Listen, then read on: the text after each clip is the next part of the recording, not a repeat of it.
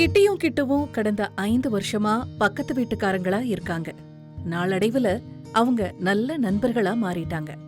கிட்டி சட்டக்கல்வி படிக்கிறாங்க, கிட்டு கல்லூரி மாணவரா இருக்காரு. வாங்க அவங்க 2 பேரும் எதை பத்தி பேசிக்கிறாங்கன்னு பாப்போம்.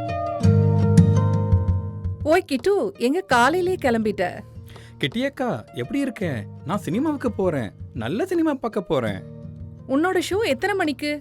அவங்க இவ்ளோ சீக்கிரமா ஷோ வச்சிருக்க கூடாது. என்ன அக்கா, உனக்கு தான் தெரியுமே, சினிமா தியேட்டர் காவலாளிக்கு என்ன நல்லா தெரியும். அவர் என்ன தியேட்டருக்குள்ள நுழையறத தடுப்பாரு. அதை நான் விரும்பல, அதனாலதான் சீக்கிரம் போறேன். கிட்டு, நான் சொல்றத ஏன் கேட்கவே மாட்டேங்கிற? இல்லக்கா, அப்படி இல்ல, உன் பேச்ச நான் கேட்பேன். ஏன், என்னாச்சு? ஞாபகம் இருக்கா புது சட்டத்தை பத்தி சொன்னனே? அக்கா, இந்த சட்டம் கிட்டலாம் நிறுத்து. நான் எதையும் தெரிஞ்சுக்க விரும்பல, என்ன விடு. ஓஹோ, முதல்ல கேளு. இத பாரு, இந்த கைப்பிரதியில சட்ட விதிமுறைகளை சொல்லிருக்காங்க. கடவுளே, அக்கா எப்பயுமே புக்கும் கையுமா நிப்பியா? HIV AIDS சட்டம் 2017. அக்கா, இந்த சட்டம் எதுக்காக? HIV AIDS சட்டம் 2017 படி HIV AIDS தொற்றுக்கு ஆளானவங்க அல்லது அதனால பாதிக்கப்பட்டவங்களுக்கு வேலை கொடுக்கறதுலயோ, மருத்துவம் கொடுக்கறதுலயோ அல்லது பொது இடத்துலயோ எந்த வகையான பாகுபாடோ ஒதுக்குதலோ இருக்கக்கூடாது. ஓ அக்கா, மெதுவா சொல்லு, இவ்வளவு வேகமா சொன்னா எனக்கு புரியாது.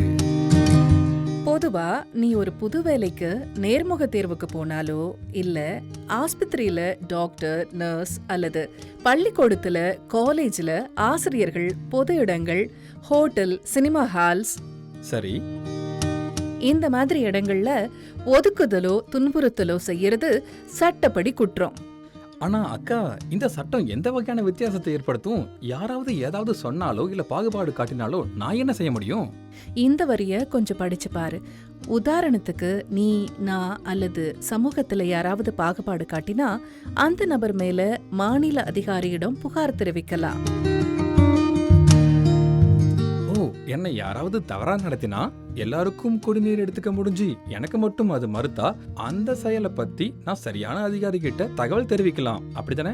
கண்டிப்பா. அட, இது நல்லா இருக்கே அக்கா. அதத்தான் நான் உனக்கு சொல்றேன். நீ என்ன யோசிக்கிற? இல்ல, நான் சினிமாவுக்கு போறதை நிறுத்திட்டு இந்த சட்டத்தை பத்தி உங்ககிட்ட நிறைய பேசணும் போல இருக்கே. அத கண்டிப்பா நம்ம செய்வோம். முதல்ல நீ சினிமா பார்த்துட்டு வா, அதுக்கப்புறம் நாம நிறைய பேசுவோம். HIV பத்தி மேலும் தெரிஞ்சுக்க national toll free AIDS helpline number 1097க்கு இன்னைக்கே கால் பண்ணுங்க.